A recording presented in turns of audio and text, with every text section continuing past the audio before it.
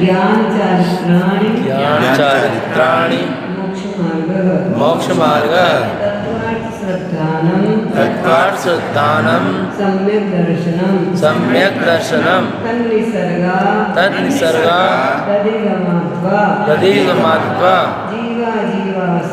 जीवाश्रव बंध संवर निर्जरा मोक्षास्तत्वम नाम स्थापना द्रव्यभावतस् धन्यासः प्रमाणनये तदिगम निर्देश स्वामित्व साधनाधिकरण स्थिति विधानतः सप्त संख्या क्षेत्र स्पर्शन कालांतर भावार्थ बहुत्वैश्य मति श्रुतावधि मन पर्याय केवलानि ज्ञानम तत्प्रमाणे आद्ये परोक्षम प्रत्यक्ष मन्यत मति स्मृति संज्ञा चिंता विनिबोध इत्यनर्थान्तरम् तदिन्द्रियानिन्द्रिय निमित्तम्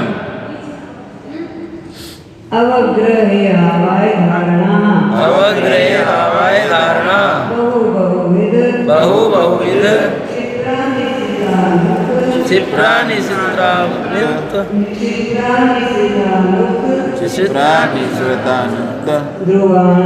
ध्रुवाणां क्षेत्राणाम् अर्थस्य व्यञ्जनाश्रः न चक्षु न इन्द्रियाभ्यां श्रुतं मति पूर्वं द्व्यनेक द्वादश भेदं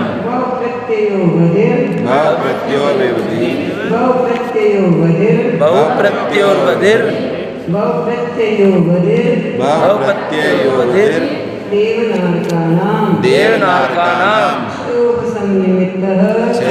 संनिमित्तः षड्विकल्पः शेषाणां ऋजु विपुलमति मनः पर्यय विशुद्ध प्रतिपाद्यायां तद्विशेष विशुद्धि क्षेत्र स्वामी विषयेभ्यो वधि मनः पर्ययो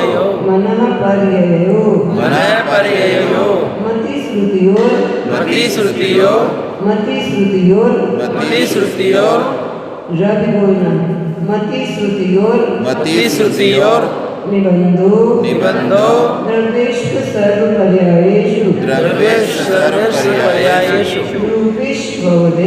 रूपेष्वभवे तदनन्तभागे मनः पर्ययस्य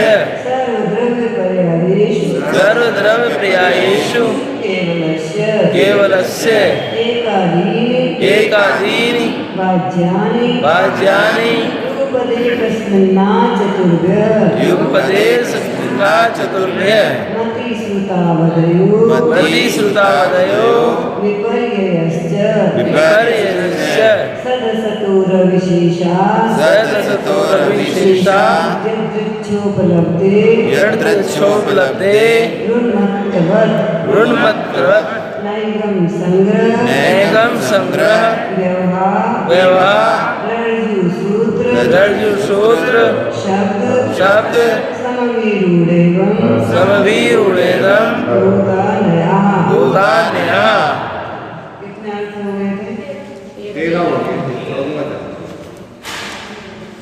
परोक्ष ज्ञान कितने हैं? दो। मति ज्ञान श्रुति ज्ञान। परोक्ष ज्ञान दो कौन से? मति ज्ञान और श्रुति ज्ञान। और प्रत्यक्ष कितने हैं? तीन। कौन से? अवधि ज्ञान, मनः परिज्ञान, केवल ज्ञान। इनमें से विकल्प प्रत्यक्ष कौन से और सकल प्रत्यक्ष कौन से? विकल्प प्रत्यक्ष मतलब एक देश प्रत्यक्ष, वो अवधि ज्ञान और मानव ज्ञान, और केवल ज्ञान सकल प्रत्यक्ष है। संपूर्ण पदार्थ को प्रत्यक्ष जानने वाला है। और मति स्मृति आदि किसके नाम है? मति स्मृति आदि किसके नाम है? मति ज्ञान की। मति ज्ञान के लिए नामांतर है।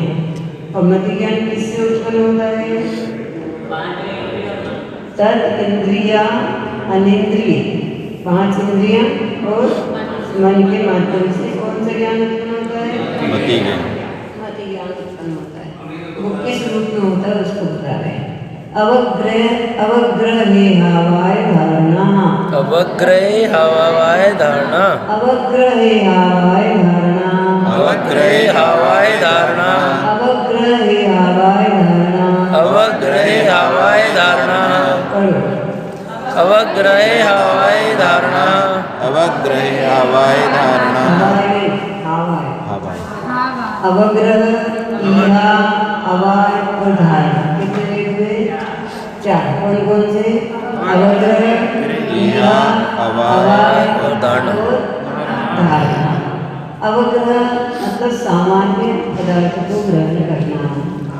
जैसे वो फोटो देखी, ये फोटो है, ये क्या हो गया? अवग्रह हो गया। अब ये कौन से परमेष्ठी की फोटो है? ये कौन से परमेष्ठी की फोटो है? इस प्रकार की इच्छा उत्पन्न होना। अवग्रह के द्वारा जानने गए पदार्थ में विशेष जानने की इच्छा होना, ये क्या कहलाएगा? इहा। और किसी विशेष चिन्ह को देख करके जो इच्छा हुई, उस इच्छा की पूर्ति करने के लिए उसका चिन्ह देखा कि ये कैसा है, कैसा है, और विशेष चिन्ह देख करके निर्णय कर लेना, ये क्या कहलाएगा? अवाय। क्या कहलाएगा? अवाय। चिन्ह देखा विशेष रूप से, ये कोई साफा बांध कर गया है तो ये कोई मारवाड़ी होना चाहिए। क्यों कि मारवाड़ी को साफा बांधते हैं। कोई किसी के भोजन करते हुए देखा तो भैया मूंगफली की चटनी देखी, तो ये महाराष्ट्र में होना चाहिए, क्योंकि मूंगफली की चटनी अपने यहाँ नहीं खाई जाती, नहीं खाई जाती, अपने यहाँ गीली खाई जाती है, उनके यहाँ सूखी खाई जाती है। महाराष्ट्र में मूंगफली की चटनी अपने जैसे अचार ले जाते हैं ना, वैसे वो मूंगफली की चटनी ले जाते हैं। उसमें पानी नहीं डालते, बिल्कुल पानी नहीं डालते हैं। पानी डालते तो मर्यादा खत्म हो जाएगी, बास आने लगेगी। ऐसी मूंगफली की सूखी चटनी रहती है, और वो ऐसी रहती है, उससे जैसे अचार से रोटी गले उतर जाती है, ऐसे उस मूंगफली की चटनी से रोटी गले उतर जाती है, चिपकती नहीं है। अपने को ऐसा लगता है पानी में गला होगा तो कैसे गले उतरेगी, लेकिन उनकी इसी प्रकार की बनी हुई मूंगफली की चटनी रहती है। उसको कहते चटनी है, लेकिन वो गीली नहीं होती है, सूखी होती है, और वो मर्यादा से युक्त होती है। जैसे अपने मसालों की मर्यादा होती है ना, ऐसे 7 दिन की, 3 दिन की, 5 दिन की मर्यादा वाली होती है। तो भोजन में हमने उसकी चटनी देखी तो भैया ये महाराष्ट्र वाले होने चाहिए, क्योंकि ऐसी चटनी उनके यहाँ खाई जाती है। आमटी देखी तो भी उनको पहचान जाएंगे, ये मूंगफली की कड़ी खाते हो लोग, मूंगफली की, तुम लोग बेसन की कड़ी खाते हो, वो मूंगफली की कड़ी खाते हैं। अष्टमी चतुर्दशी होती है ना, तो अब मर्यादा की चीज़ खाना है, मर्यादा की चीज़ खाना है, अब बेसन की मर्यादा का नहीं मिल रहा है तो मूंगफली की कड़ी बना लेते हैं, और मूंगफली की कड़ी से उनका भोजन हो जाता है। तुम लोग बनाने मत लगना तुम बना लोगे ना तो वैसा स्वाद नहीं बनेगा और तुम्हें भाएगा नहीं, क्योंकि अपने अपने देश की अलग अलग वस्तुएं होती है। तो उस विशेष चिन्ह को देख करके ये निर्णय कर लेना कि यह उस प्रदेश का होना चाहिए या उस प्रदेश का है, ये क्या कहलाएगा? अवाय।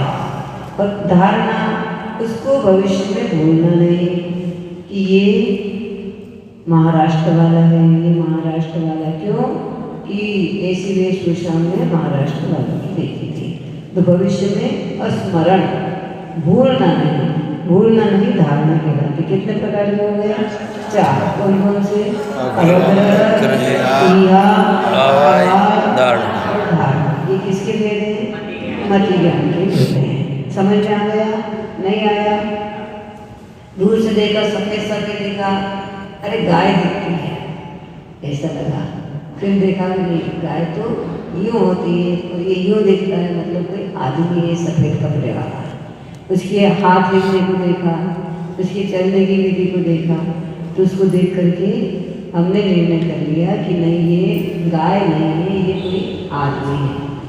हाँ, सामने बैठो, ये इधर उधर नहीं बैठते जाओ, इधर सामने बैठो, तो देर से आए तो तुम्हारी जगह छोड़ के देख रहे हैं ना।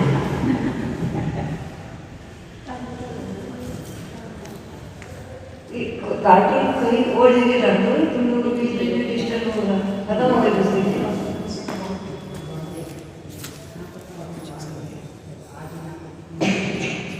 तो अवग्रह, ईहा, अवार और धारणा, ये किसके भेद हैं? मति ज्ञान के भेद हैं। अब ये अवग्रह किसका होता है? अवग्रह किसका होता है? उसकी पदार्थों के नाम बताने।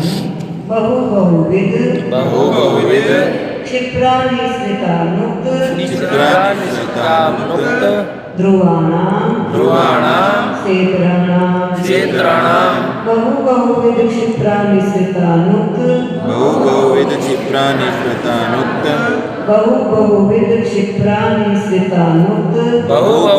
क्षिप्रानिश्रिता मुक्त ध्रुवाणाम क्षेत्राणाम बहुविध क्षिप्रानिश्रितानुक्त ध्रुवाणाम क्षेत्राणाम। बहु मतलब बहुत सारे पदार्थों को जानना। जिसका क्षोभम अच्छा होता है वो हजारों घोरों को एक साथ में जान लेता है। तो ये बहु का ज्ञान हुआ, बहुत सारे पदार्थों का ज्ञान होना। बहुविध बहुत प्रकार के पदार्थों का ज्ञान होना। बहु में तो एक ही पदार्थ है, लेकिन बहुत सारा हजार घोरे केवल गेहूं के हैं, ये बहु ज्ञान हुआ। अब 50 घोरे उसमें जौ के हैं, 50 गेहूं के, 50 चना के हैं, 50 मसूर के, 50 सोयाबीन के, तो ये बहुविध पदार्थ है। बहु में एक ही पदार्थ बहुत सारे हैं, लेकिन बहुविध में बहुत प्रकार के पदार्थ हैं। तो बहुत प्रकार के पदार्थों को जानना और क्षिप्र जल्दी से जान लेना। जिसका क्षोभम अच्छा होता है तो वो जल्दी से रेल में बैठे बैठे ही जा रहे थे, स्टेशन आया, गाड़ी नहीं रुकी, लेकिन हम खिड़की के पास बैठे थे, तो स्टेशन पे कौन खड़ा था उसको हमने देख लिया। ये क्षिप्र ज्ञान है, जल्दी से हर कोई ऐसा नहीं कर सकता, लेकिन जिसका क्षोभम अच्छा होगा वो जल्दी जान लेगा। और अनिश्चित मतलब एक अंश को देख करके पूरे को जान लेना। पूरा हाथी डूबा हुआ था, इतनी सी सूंड दिख रही थी, उस सूंड को देख करके हमें समझ में आ गया कि इस पानी में हाथी है। एक अंश को ही देखा, एक अंश को देख करके समझ गए कि इस पानी में हाथी है। और अनुक्त बिना कहे जान लेना। बिना कहे आटा रखा था, सब्जी रखी थी, पानी रखा था, और वहीं पर बाई बैठी थी तो ये रोटी बनाएगी। ये बिना कहे हमने जान लिया। बैग लेकर के जा रहे थे, गाड़ी के पास खड़े थे, तो हमने समझ लिया बिना कहे कि ये कहीं बाहर जा रहे हैं। ये अनुक्त ज्ञान हो गया। ध्रुव ज्ञान मतलब स्थिर पदार्थ का ज्ञान होना। स्थिर खंबा है, पंखा है, मकान है, दुकान है, इन सब का ज्ञान होगा, वो ध्रुव ज्ञान कहलाएगा। कितने हो गए? गिनो। बहुविध क्षिप्र निश्चित मुक्त ध्रुवाणाम। कितने हो गए? गिनो ना, गिन लिए पक्के के साथ में गिनो। क्षेत्राणाम नहीं होना चाहिए। कितने हो गए? 6। कौन से? बहुविध अनुक्त और ध्रुव। कौन से? बहुविध क्षिप्र अनुक्त और ध्रुव। पुस्तक में देख करके गिनोगे, तुम्हें अर्थ समझ में आ जाएगा। पुस्तक में नहीं देखोगे, यहाँ का सुना हुआ भूल जाओगे और अर्थ नहीं आएगा। कौन से हो गए? बहुविध क्षिप्र अनुक्त ध्रुव। ध्रुवाणाम नहीं, ध्रुव। ये संस्कृत है, संस्कृत में बहुवचन बनाने के लिए ध्रुवाणाम लिखा है। 6 हो गए। तो स इतराणाम, स मतलब सही। इतना नाम मतलब इनके विपरीत से सही। बहु का विपरीत क्या हुआ? अल्प। बहु मतलब बहुत सारा, और उसका विपरीत अल्प हो गया। और बहुविध का अल्पविध, क्षिप्र का अक्षिप्र, धीरे धीरे जानना। और अनिश्चित का निश्चित, पूरा का पूरा देख करके जानना। और अनुक्त का उक्त, और ध्रुव का अध्रुव। कितने हुए? 6। कौन कौन से हुए? अल्प, अल्पविद, अक्षिप्र, मिश्रित, उक्त और अध्रुव। आगे नहीं आए? आगे जी। बोलो। अल्प, अल्पविद, अक्षिप्र, मिश्रित, उक्त और अध्रुव। 6 और 6 कितने हुए? 12। संसार में जितने पदार्थ हैं, क्या हो गया? संसार में जितने पदार्थ हैं वो सब इन 12 विशेषणों से बाहर नहीं है। इसके अलावा 13वां विशेषण किसी भी पदार्थ का नहीं होगा। या तो बहुत होगा, या थोड़ा होगा, या जल्दी जानेगा, या धीरे धीरे जानेगा, या स्थिर पदार्थों को जानेगा, या अस्थिर पदार्थ को जानेगा। जिसका क्षोभसम कम होगा वो थोड़े पदार्थ को जान पाएगा, और जिसका क्षोभसम अच्छा होगा वो बहुत सारे पदार्थ को जान लेगा। और जो क्षोभसम कम होगा तो वो थोड़े से प्रकार के पदार्थों को जानेगा। 50 प्रकार की मिठाई रखिए, अच्छे क्षोभसम वाला एक साथ 50 प्रकार की मिठाई को जान लेगा।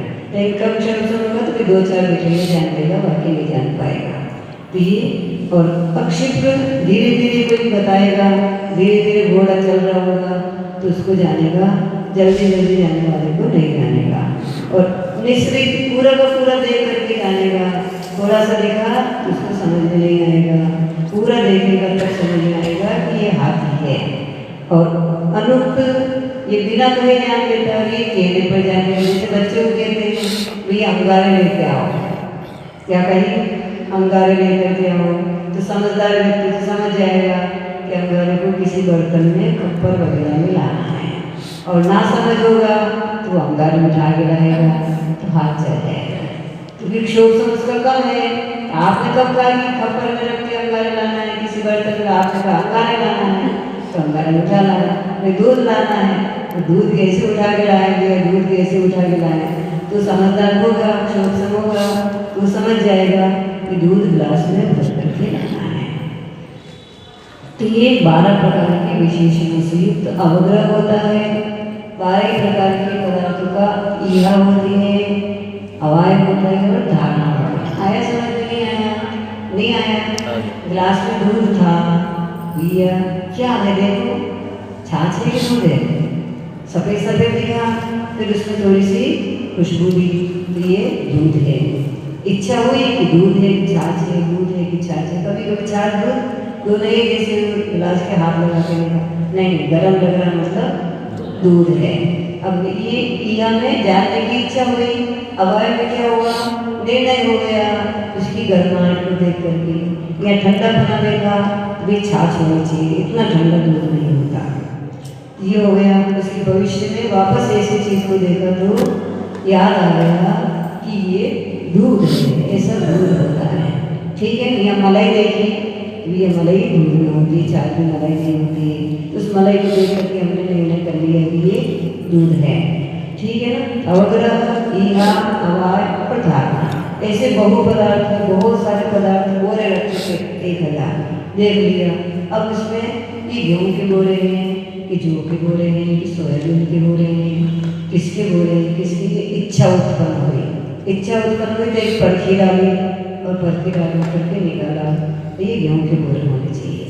क्यों कि एक साथ में रखते हैं तो एक बोरे में गेहूँ है, मतलब सब में गेहूँ होना चाहिए। और भविष्य में ऐसे बोरे जिनके इतने छोटे छोटे आकृतियाँ दिखती है, मतलब ये गेहूँ के बोरे होते हैं। सोयाबीन की आकृति अलग दिखती है, गेहूँ की आकृति अलग होगी, मक्का की बोरे की आकृति बदलती है ना, तो ये वापस भूलना नहीं। ऐसे बहुविध पदार्थ का भी अवग्रह होगा, ईहा होगी, अवाय होगा, धारणा होगी। तो कितने हो गए? 12 का अवग्रह, 12 की ईहा, 12 की अवाय, 12 की धारणा। कितने हो गए? 48। छोटी-छोटी नहीं बोलो, हम छोटी-छोटी नहीं समझते हैं। 48 हो गए। कितने हो गए? 48। 48। अवग्रह कितने प्रकार के हुए? 12 अवग्रह कितने प्रकार के हुए? 12 12 प्रकार के अवग्रह हुए। क्रिया कितनी हुई? 12 अवाय कितने हुए? 12 और धारणा कितने? 12 12 प्रकार की। अब ये बहुविध आदि किसके विशेषण हैं? ये क्या चीज है बहुविध आदि? उसके लिखे थे अर्थस्य। अर्थस्य अर्थस्य अर्थस्य मतलब पदार्थ की होते हैं। हम जानते हैं पदार्थ की होते, लेकिन अन्य मत वाले पदार्थ को कूटस्थ मानते हैं, कोई पदार्थ को क्षण भंगुर मानते हैं। इसलिए यहाँ पर ये अर्थस्य लिखा है, मतलब जिसमें उत्पाद व्यय द्रव्य होगा उसी पदार्थ में ये विशेषण होंगे। कूटस्थ पदार्थ होंगे ना, तो उसमें बहु विशेषण भी नहीं बनेगा, बहुविध भी नहीं बनेगा, क्षिप्र भी, क्योंकि तो एक चीज ही है, बदलता ही नहीं है। इसलिए आचार्य महाराज ने ये अर्थस्य सूत्र दिया है कि जो उत्पाद व्यय द्रव्य युक्त होगा उसी पदार्थ में बहुविध आदि विशेषण होंगे। समझ में आना है तुम लोगों को? नहीं आ रहा? नहीं आ रहा हो तो अच्छा है, आगे कोई साधु आएगा तो उसको मौका मिलेगा ठीक है ना? हाँ तो कहते हम भूल गए, बहुत अच्छा हुआ, भूल गए तो कम से कम दूसरा साधु फल्ला नहीं बैठे रहेगा, बैठा बैठा तुम्हें वापस पढ़ाएगा तो तुम्हारा मन लगेगा और पूरा पूरा भी समझ में आ जाएगा। तो धर्मात्मा तो गिनती के रहते हैं, अब तुम्हें वो समझ में आ गया, दूसरा साधु फिर क्या पढ़ाएगा? हाँ? अरे अम्मा जी, रिवीजन करने के लिए आना बहुत कठिन चीज है। एक बार जो चीज पढ़ लेते हैं ना, तो पहली बार पढ़ने में उत्साह होता है और आनंद आता है। उसके बाद में ऐसा लगता है कि हाँ पढ़ी हुई है, ये चीज तो हमारी पढ़ी हुई है, ये चीज तो हमारी पढ़ी हुई है। लेकिन जीवन में ऐसा नहीं होना चाहिए। रोज हम रोटी खाते हैं तो ये नहीं कहते रोटी हमारी खाई हुई है, रोज नई चीज खाओ, ये नहीं कहते। रोज रोटी रोज खाते हैं, पूरी रोज नहीं खाएगी, पराठे रोज नहीं खाएगी, मिठाई रोज नहीं खाएगी, लेकिन रोटी रोज खाते। रोटी से कोई नहीं उगता, पराठे से उग जाएगा, बड़ी बड़ी मिठाई से उग जाएगा, कितना भी मीठा खाता हो तो भी मीठा खाता खाता उग जाएगा, लेकिन रोटी से नहीं उगता। इसी प्रकार से सम्यक दृष्टि जी दुनिया की किसी भी चीज से उग जाए, लेकिन धर्म से कभी नहीं उगेगा। धर्म से नहीं उगेगा। दुनिया के भोग से उग सकता है, दुकान से उग सकता है, संपत्ति से उग सकता है, सोने से उग सकता है, खाने से उग सकता है, लेकिन धर्म से कभी नहीं उगेगा। और मिथ्या दृष्टि होगा वो भोगों से कभी नहीं उगेगा, वो धर्म में उगता है। कब पूरा होगा? अरे चलो 2 दिन और बचे, 10 रखेंगे, फिर तो छुट्टी मिलेगी। अब कब तक क्या करते रहेंगे? कब तो अब तो सब छूट हो गई, अब तो सब खा लेंगे। तो जैसे कि वो 10 उपवास वाले उठ गई, माता जी को पूछाओ क्या क्या खाना है, कि नहीं नहीं पूछो नहीं, आज सब खाना है पूछेंगे तो पहुँच जाएंगे। यदि पूछ लिया और माता जी कहेंगे ये 10 चीजें खानी है गिनती की, तो फिर तो अपन हाँ बन गए। इसलिए पूछो ही नहीं, टेंशन नहीं। अब आज तो सब खाना है, इन्हें पूछ लो खट्टा मीठा कुछ खाना नहीं खाना, छोड़ना तो नहीं। अब खाने बैठे तो खाए या नहीं खाए, वो खाएगा या नहीं खाएगा, लेकिन अंदर में ऐसा भाव उत्पन्न होता है कि नहीं अब हमारे नियम पूरे हो गए, तो बिल्कुल पिंजरा खुल गया, तो शेर बाहर आ गया। शेर बाहर आ गया तो वो किसी को भी खा सकता है, ऐसा नहीं। ये मिथ्या दृष्टि भी इसी का इंतजार करता है कि पिंजरा कब खोले, पिंजरा कब खोले, कब खोले। वो 10 लक्ष्मी की 14 की दिल्ली माली सब्जी ज्यादा लेके आती है कि नहीं अब तो बनियों की सब्जी हाँ बिकेगी, बनियों की हाँ बनियों की आज 14 हो गई, 10 हो गई, तो सब टूट पड़ेंगे। हाँ हमारे शिविर में आते ना, तो पुरुष लोग सबसे पहले जाकर के पूनम के दिन दूध वाल में पीएंगे, पहले नहाएंगे, पहले बाथरूम में जाकर के पूरे अच्छे साबुन से नहा धो करके। माता जी अब ठीक लगने लगा मुझे, क्यों? तो 10 दिन से नहाए नहीं थे ना। अब शिविर में किसी की खाली को स्नान करना है, शिविर में खाली आपको शुद्धि करनी है, और कुछ भी मिलने वाले नहीं, कपड़े भी धोने नहीं, वो के वही गंदे कपड़े पहनने हैं, और वही थोड़ा थोड़ा स्नान करने आना है। तो वो सबसे पहले जाकर माता जी हम तो सबसे पहले जाकर के नहाते हैं और अच्छे प्रेस के कपड़े पहने। अब ऐसा करते हैं हम आदमी हो गए नहीं, देखते दिन ऐसा लग रहा था कि हम त्यागी गति हो गए। कोई ना कोई सन्यासी से बन गए हो, अब ऐसा लग रहा है कि अब आदमी हो गया, अब अच्छा सा लगने लगा, थोड़ी भूख ही कम लगने लगी है उतने दिन तो ये मिथ्या दृष्टि के लक्षण। तुम लोगों को भी ऐसे ही लग रहा था क्या? वो 14 साल कब चलो कल से तो फ्री हुए, खूब चलेंगे, ऐसा तो नहीं लगा ना। धर्मात्मा को ऐसा लगता है लो अब कल से तो खाली मंदिर के दर्शन किए, ज़्यादा से ज़्यादा एक पूजन किए, उधर चलो, कुछ नहीं होना पूरे दिन, कुछ नहीं होना, कुछ नहीं होना। और नहीं तो पूछो नहीं, खा लो। मेरे को बहुत हंसी आई इसने कही जब नहीं पूछो नहीं, पूछेंगे तो सब गड़बड़ हो जाए। आज तो हम सब खाएंगे, जो भी बनाने आए पूरा का पूरा हम खाएंगे, खा लो। आज 2 दिन खाओगे तो उपवास के पानी में जिंदगी भर छूट जाएगा, और अभी 2 दिन छोड़ दोगे जिंदगी भर खाने को मिलेगा, क्योंकि एक बार पानी बिगड़ गई मतलब पूरा शरीर बिगड़ गया, फिर न तुम उपवास कर पाओगे और न तुम्हारा शरीर अच्छा रहेगा, बीमारी लग जाएगी।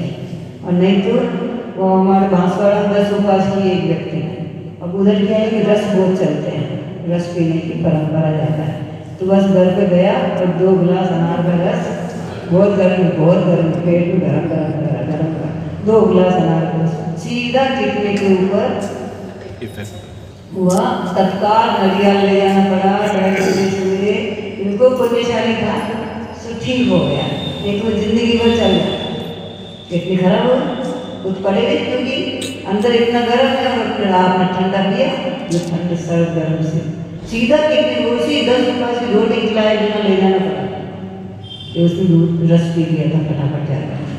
आपको दवा ला रही हो अगर पैसे वाला रस पी लिया था, मर ही गया लोग, हमारा वाला तो जी गया था। नहीं हमारा वाला नहीं था, मतलब बांस वाला मीन्स हमारा 4 मास में नहीं था, हम तो बिल्कुल स्टे लगा के रखते हैं, हम कागज दे देते किस हिसाब से खाना, और तुम गलती करोगे तो फिर हमारा ये नहीं है कि माता जी के सानिध्य में हमने उपवास किए हमारा ऐसा हुआ, और डरा भी देते हैं, 2-4 उदाहरण बता देते, देखो ऐसा रस पिया तो किडनी पे प्रभाव पड़ा, ऐसा वो मर गया, फिर आदमी थोड़ा सा संयमित हो जाता है, तो स्वस्थ हो जाता है, फिर आगे और उपवास करने की कल्पना करता है, नहीं तो फिर कुछ नहीं, पूरा शरीर खराब हो जाता है, जिंदगी भर के लिए दिमाग में एक टेंशन भर जाता है कि अब मैं क्या करूँ, वो दवाई खाऊँ, क्योंकि बीमार होगा तो दवाई तो खानी पड़ेगी। तुम लोग ऐसी गलती नहीं करना, ठीक है ना? उपवास गर्म पानी पीना था उसको, गर्म पानी पीना चाहिए। अब वही तो बात है, लालसा अंदर की लालसा होती है, लालसा होती है, घर में कौन देख रहा, घर के मालिक है और फ्रिज भरा हुआ है फलों से, क्या टेंशन, फटाफट निकालो, अब उसको अनुभव नहीं होगा थोड़ा सा, और कोई ज़्यादा ही खाने वाले रहते हैं तो ऐसा हो जाता है। अपने को ऐसा नहीं करना, अपने को संयमित रहना चाहिए। संयम शरीर के लिए और धर्म के लिए बहुत अति आवश्यक चीज़ है। तो ये हो गया अर्थ से हो गया, जिस पदार्थ में उत्पाद व्यय द्रव्य होगा उसी पदार्थ के बहु आदि विशेषण होंगे। अब अवग्रह का दूसरा है व्यंजनस्यावग्रह,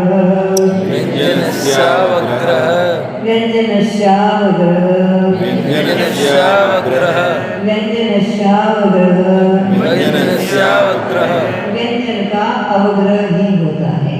ये बहुविधादि पदार्थ है, इसमें जो अस्पष्ट पदार्थ है, जो बिल्कुल स्पष्ट नहीं हुए, उसकी पहले ही समाप्ति, कुछ आवाज आई और खत्म हो गई। अब आवाज आई हो तो नहीं, अवग्रह हो गया। अब किसकी आवाज है, उसकी इच्छा उत्पन्न नहीं होगी, क्यों? ब्रह्म हुआ होगा, आवाज तो आई थी, लेकिन किसकी आई, क्यों आई, वो इहा उत्पन्न नहीं होगी। इहा उत्पन्न नहीं होगी तो अवाय भी नहीं होगा, अवाय नहीं होगा तो धारणा भी नहीं होगी। ऐसे ही कभी कभी अपन कुछ चीज़ खा रहे हैं, खाते खाते बीच में कुछ आ गया, ऐसा लगा तो कि बीच में कुछ और था, खा तो हम चले गए थे, लेकिन बीच में एक गेहूं का दाना आ गया, एक गेहूं का दाना वो चबा दांत से, तो समझ में आया कि कुछ था, लेकिन फिर उसके बाद कोई स्वाद नहीं आया, तो यह उत्पन्न नहीं हुई कि गेहूं था कि चना था कि दाल, गेहूं जैसा लग रहा था, लेकिन उसके बाद तो हमने बहुत चबा के देखा, लेकिन कोई स्वाद नहीं आया, क्योंकि मीठा नहीं मिल गया वो, तो वो अस्पष्ट रहा। अस्पष्ट रहा तो ईहा नहीं हुई, हवाई भी नहीं हुए और धारणा भी रहेंगी। तो अस्पष्ट पदार्थ का केवल अवग्रह होगा। तो कितने प्रकार के होंगे? 12 प्रकार के अवग्रह हो जाएंगे, यह वगैरह नहीं होंगे। अब ये सब किससे उत्पन्न होते हैं? न चक्षु न चक्षु रनिन्द्रियाभ्याम रनिन्द्रियाभ्याम न चक्षुरनिन्द्रियाभ्याम न चक्षुरनिन्द्रियाभ्याम न चक्षुरनिन्द्रियाभ्याम न चक्षुरनिन्द्रियाभ्याम चक्षुरनिन्द्रियाभ्याम ऐसा नहीं, र को पूरा बोलना। वापस पढ़ो। न चक्षुरनिन्द्रियाभ्याम न चक्षु रनिन्द्रियाभ्याम रनिन्द्रियाभ्याम रनिन्द्रियाभ्याम। ये जो पीछे वाले बताया था कि बहुविधानी, ये 5 इंद्रियों और मन से होते हैं। किससे होते हैं? 5 इंद्रियों और मन से। कोई पदार्थ स्पर्श इंद्रिय से समझ में आता है, कोई चक्षु इंद्रिय से आता है, कोई रचना इंद्रिय से आता है, कोई घ्राण इंद्रिय से आता है, कोई रचना इंद्रिय से अवग्रह। बहु का अवग्रह कैसे हुआ? इतनी सारी मिली हुई चीज थी, मतलब उस क्या बनाते? सामान है, सावन बनाया, मुंह में रखा, सब चीजों का स्वाद आ गया। इसमें क्या क्या है? जिसका क्षोभन ज्यादा होगा ना, वो सब बता देगा इसमें क्या क्या चीज लगी हुई है।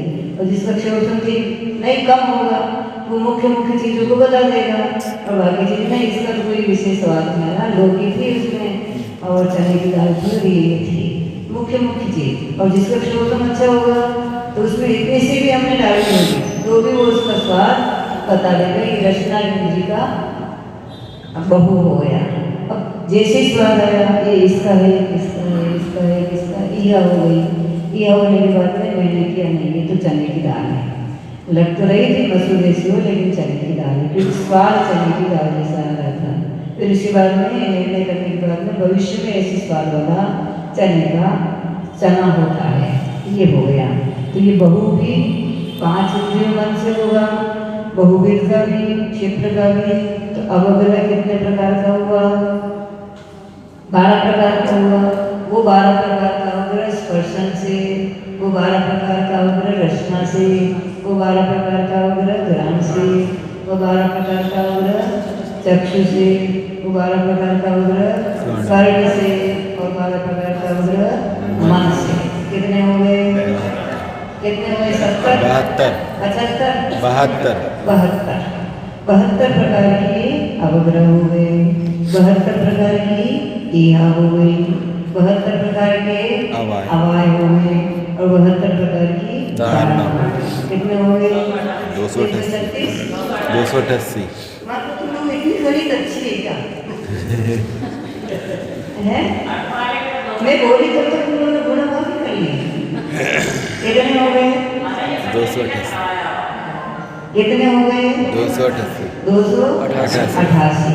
और ये व्यंजनावग्रह है। इसमें ये आवाज है, ये न चक्षु रनिन्द्रियाभ्याम। चक्षु रनिन्द्रिय मतलब मन से नहीं होता।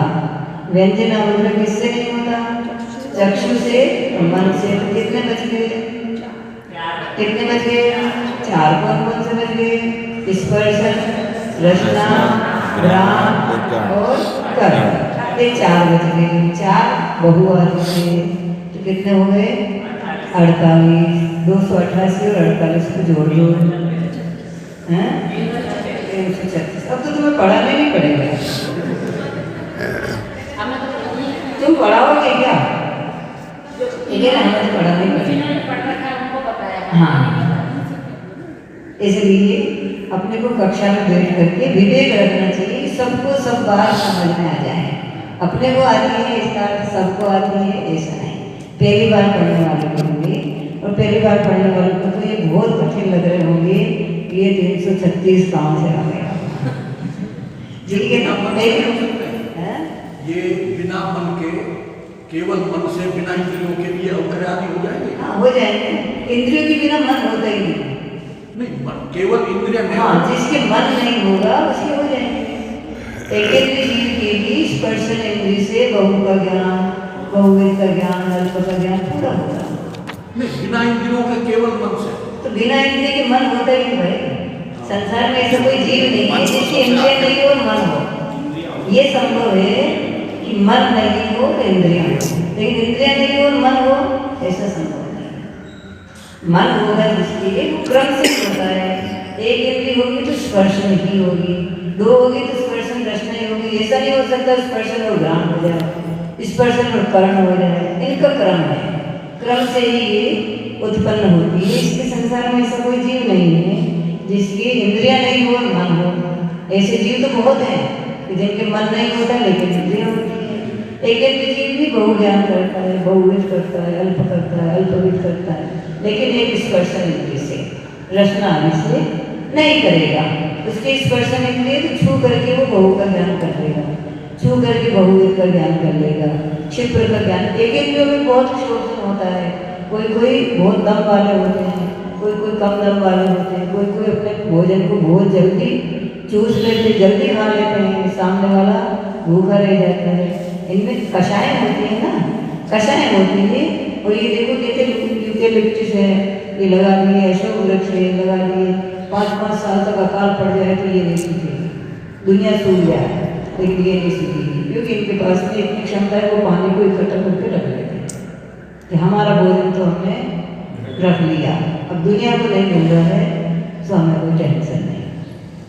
ऐसी लोभ कषाय भी होती है, क्रोध कषाय भी होती है, और जादू वगैरह की भी ऐसी कषाय होती है वो आदमी को आधे ही पकड़ लेते हैं और खून चूस लेते हैं, तब तक नहीं छोड़ते जब तक वो मर नहीं जाता है।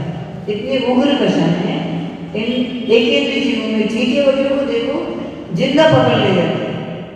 एक दिन हम जंगल गए थे, ये तो खूब सारे होते हैं, जिंदी चींटी को जिंदे चींटे ने पकड़ा।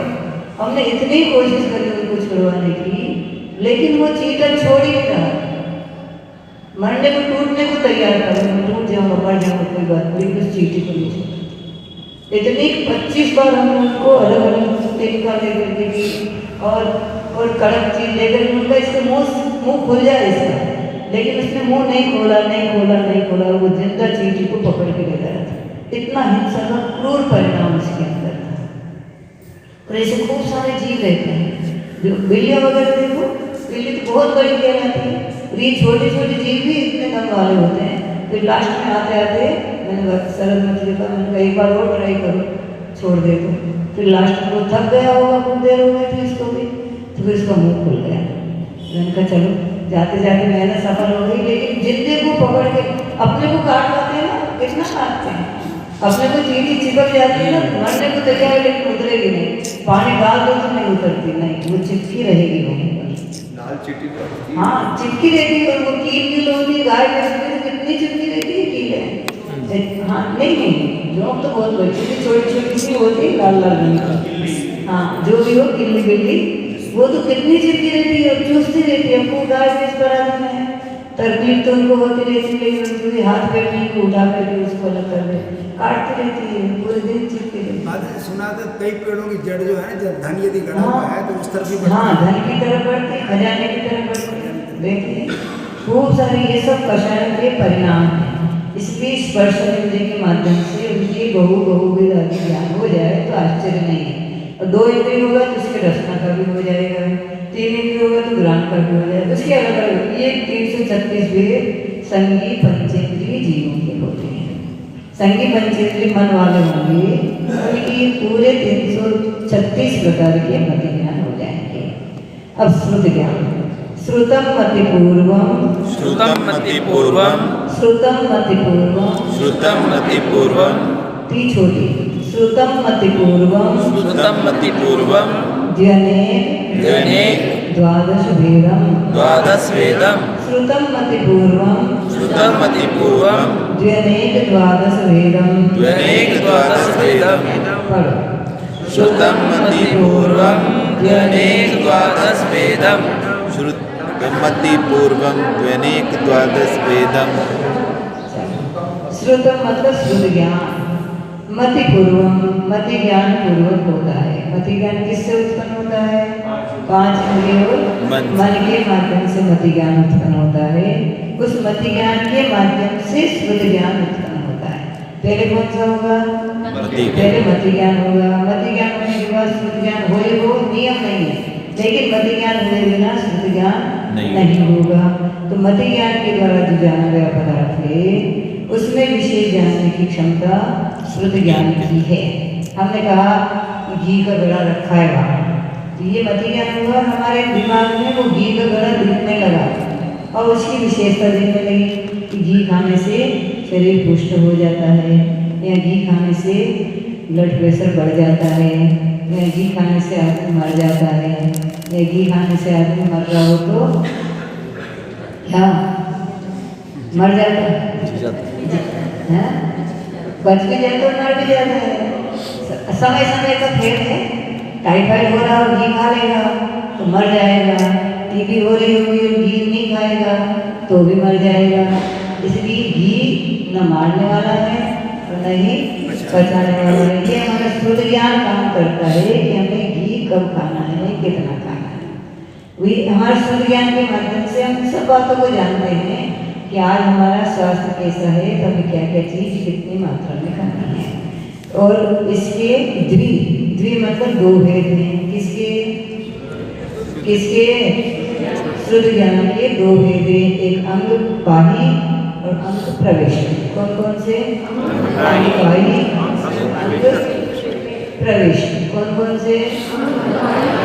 अंग बाही और अंग प्रविष्टि। और उसमें से अनेक और द्वादश भेद। एक अंग बाही के अनेक भेद हैं और अंग प्रविष्टि के द्वादश मतलब 12 भेद। इस सूत्र का समझ में आ गया। श्रुतम मति पूर्वम, श्रुत ज्ञान कैसे होता है? मति ज्ञान पूर्वक होता है।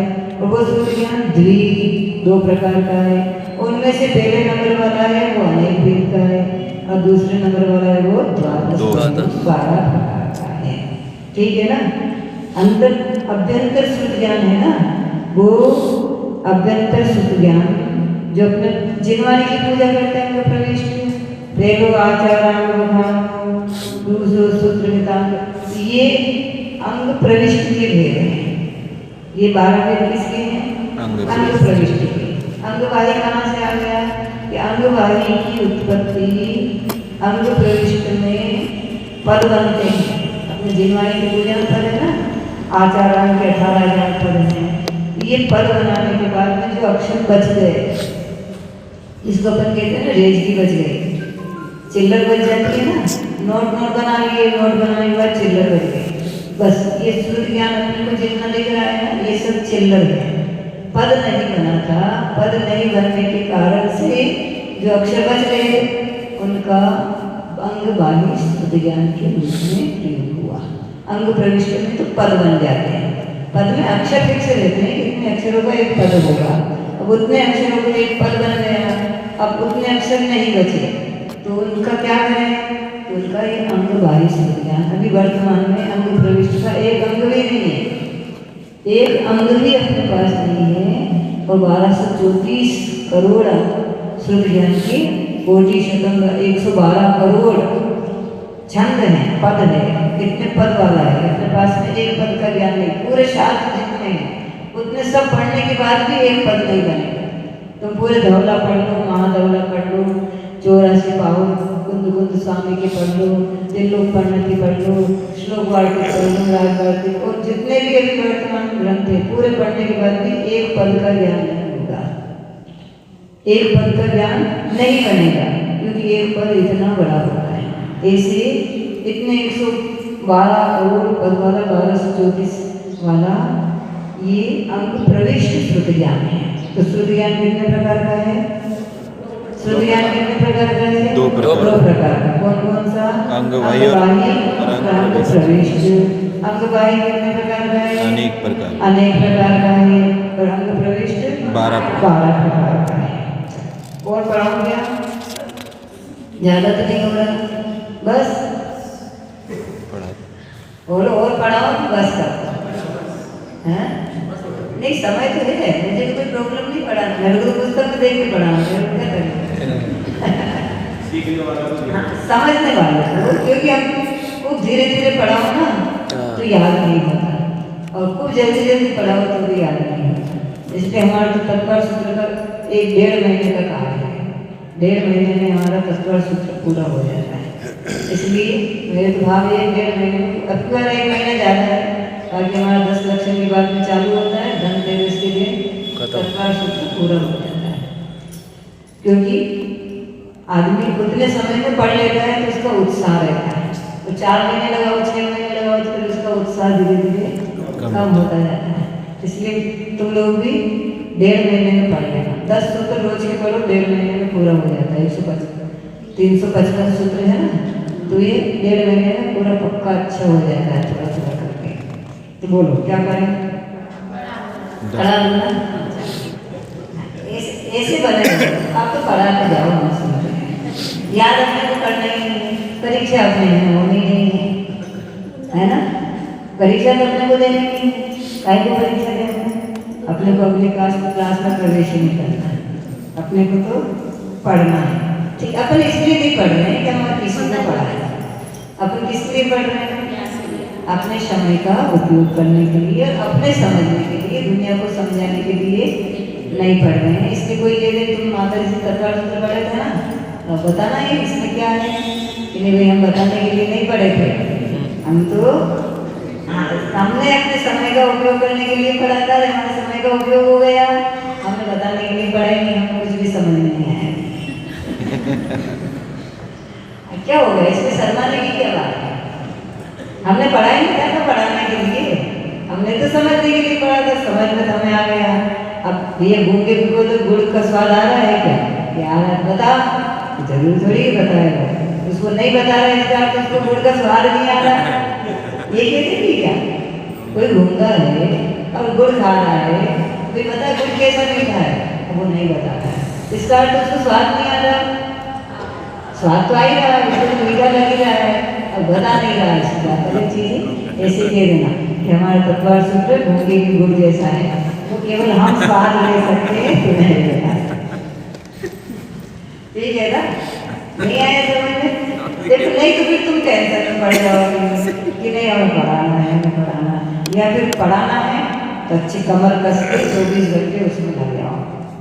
1-2 साल तक तत्वार सूत्र पढ़ो, केवल तत्वार सूत्र पढ़ो, रोज 2-4 घंटे तक तत्वार सूत्र पढ़ो, तो तुम अच्छे पढ़ाने वाले वक्ता बन जाओगे। क्या हुआ?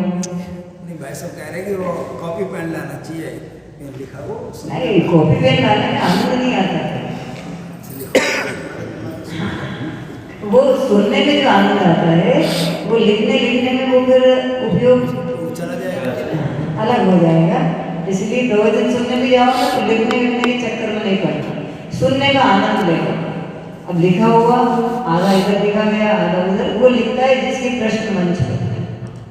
तुम तो शास्त्र ले जाना, वो पूरा लिखा हुआ है, ये क्लास पूरी लिखी हुई है। एक व्यक्ति आया था, माता जब पढ़ाती हो ना इसे लिख दो, ताकि आप नहीं लिखोगे तो भी हम तत्वार सूत्र को अच्छे से समझ लें।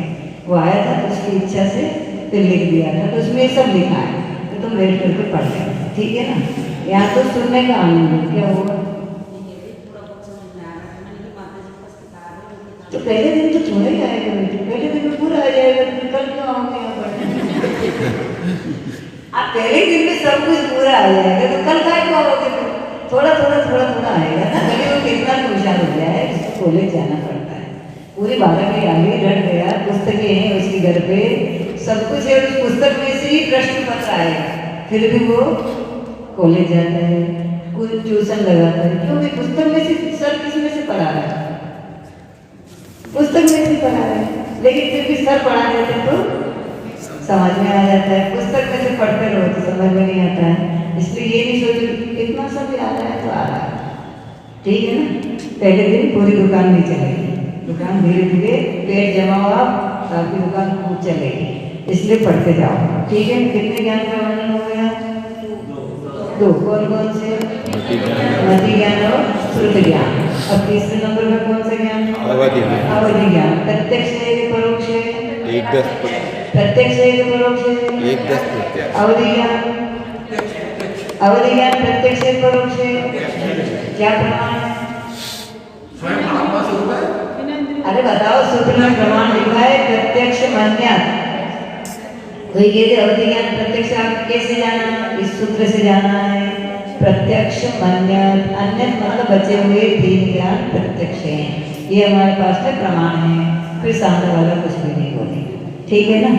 चलो, अवधि ज्ञान। भव प्रत्ययो भव प्रत्ययो वरिर वधिर भव प्रत्ययो वधिर भव प्रत्यो वधिर भव प्रत्ययो वधिर भव प्रत्ययोर्वधिर देवनारकाणां देवनारकाणां भव प्रत्ययो वधिर देवनारकाणां भव प्रत्ययोर्वधिर देवनारकाणां भव प्रत्ययो वधिर देवनारकाणां भव प्रत्ययोर्वधिर देवनारकाणां प्रत्ययो नहीं बोलना प्रत्ययो ठीक है ना भव प्रत्ययो वधिर भव प्रत्ययोर्वधिर देवनारकाणां देवनारकाणां पढ़ो भव प्रत्ययोर्वधिर देवनारकाणां भव प्रत्यय क्या है प्रत्यय प्रत्यय नहीं बोलना प्रत्ययो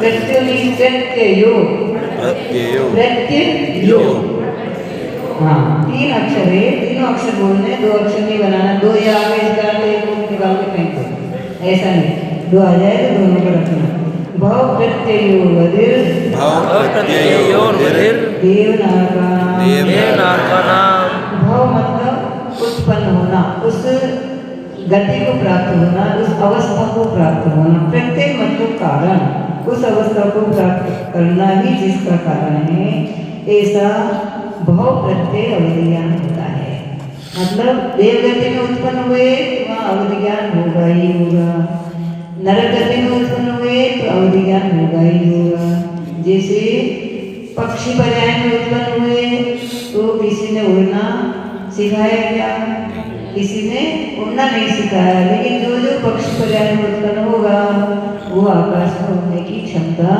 रखेगा जो जो गाय भैंस बनेगा किसी ने सिखाया तैरना के गाय भैंस को किसी ने नहीं सिखाया लेकिन 2 दिन का बच्चा भी होगा मान लिया पानी में गिर गया तो तैर करके निकल आएगा लेकिन अपन 50 साल के भी हो गए तो पानी में गिर गए तो नहीं निकल पाएंगे क्योंकि हमने तैरना सीखा नहीं उन्होंने भी नहीं सीखा लेकिन उस पर्याय में उत्पन्न होना ही उनके तैरने का कारण है कोई भी पशु होगा उसको तैरना जरूर आएगा कोई सा भी छोटा हो बड़ा हो बूढ़ा हो उसको तैरना आएगा क्यों उस पर्याय में जो उत्पन्न होगा उसकी रक्षा का उपाय उसके पास स्वयं है तो ये देव और नारकी के पर्याय में उत्पन्न होने वाला निश्चित रूप से अवधि ज्ञान को प्राप्त होगा अब मिथ्या दृष्टि होगा तो विभंगावधि होगा और समय दृष्टि होगा तो अवधि ज्ञान होगा नरक में गया और उसको समय दर्शन नहीं है उसने अवधि ज्ञान से जाना कि मैं कहाँ से आया हूँ और ये मेरे कौन है ये मेरे कौन है वो सब नारकी इतना समय उसके पास नहीं रहता है जाते ही उसकी मार काट चालू हो जाती है लेकिन कोई मार रहा हो उसका अर्थ सोच नहीं सकता आदमी सोच तो सकता है कोई कितना भी मार रहा हो तो भी वो दिमाग में सोचता रहता है मैं इसकी पिटाई कैसे लगाऊंगा अभी मैं बड़े अपने बच पा रहा हूँ लेकिन इससे बदला दूंगा कितनी सारी बातें सोचता रहता है वो नारकी भी नरक में गया और हजारों नारकी उसको मार रहे हैं काट रहे हैं फिर भी वो वहाँ सोचता रहता है कि ये कौन है और कैसा है उसको माँ का जीव दिख गया भैया का जीव दिख गया तो फिर वो उससे को अवधि ज्ञान से जानता है कि इसने मेरे को कचौड़ी खिलाई थी जबरदस्ती क्यों खिलाई थी कि मेरा पेट खराब करना था माँ ने मेरे को एक कचौड़ी एक्स्ट्रा क्यों परोस दी थी कि मेरे को अजीर्ण हो जाए मैं तकलीफ में हो जाऊँ इसलिए परोस दी क्यों क्योंकि वहाँ को अवधि ज्ञान जबकि माँ ने इसलिए नहीं परोसी थी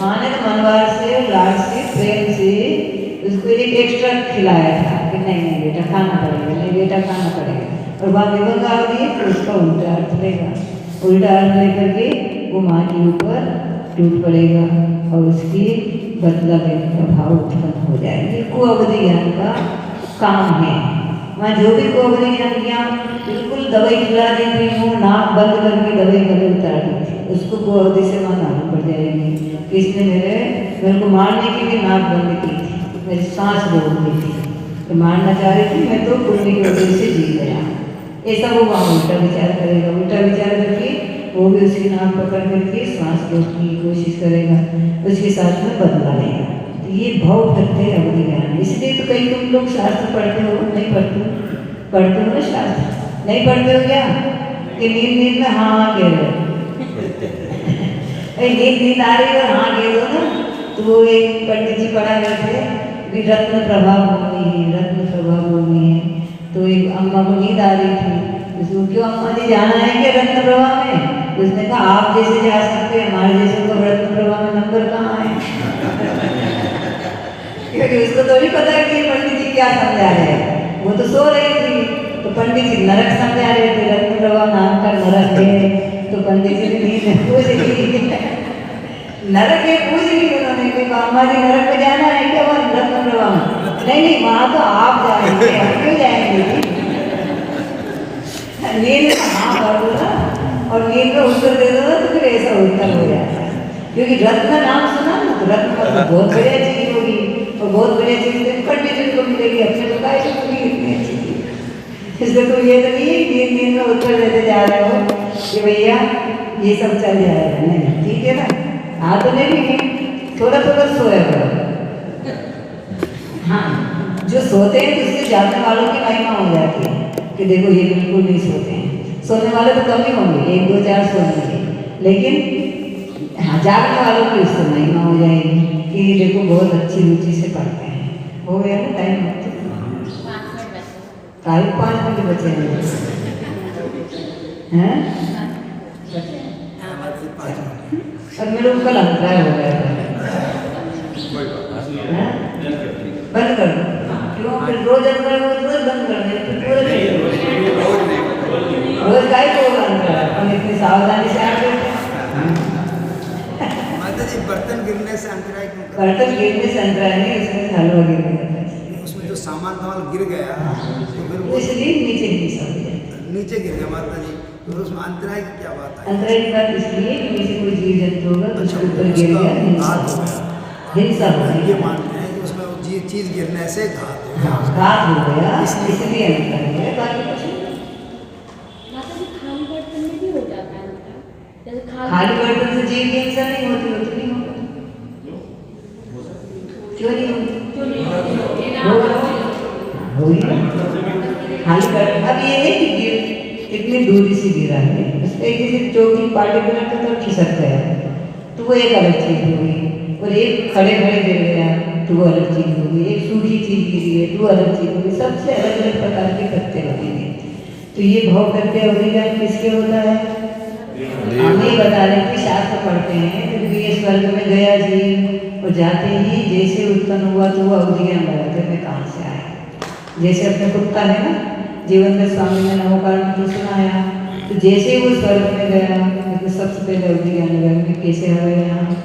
पारशुनाथ भगवान ने संबोधन किया था धरती में पद्मावती को, तो उन्होंने वहाँ जाते ही अरे हमारा उपकारी तो वो जीवनधर है, तो तत्काल वहाँ आया और आकर के उसके हाथ जोड़े, आपने मुझे नमोकार मंत्र सुनाया तो उसके पुत्र मुझे देवगति हुई। ये देव में गया तो इस प्रकार से सोचेगा, और नरक में गया तो वो विभंगावधि से इस प्रकार से होता है। देवों में भी विभंगावधि होती है, देवों में भी कोई अवधि ज्ञान होता है, तो वहाँ पर भी वो उसको देख करके वो जैसे देव हुआ, मेरे को किसने मारा था, कैसे काटा था, वो जैसे अपने वो जा रहा था संवर देव, पार्श्वनाथ भगवान का नाम संवर देव बन गया। वो जा रहा था, उसका विमान रुक गया, रावण का विमान रुक गया, रुका, नीचे आया, देखा अरे ये तो मेरा बेरी है, क्योंकि बाली को ये विभंगावधि ज्ञान के माध्यम से उस देव ने जान लिया कि ये पार्श्वनाथ का जीव मेरा बेरी है, और उसने उसका भी चालू कर दिया।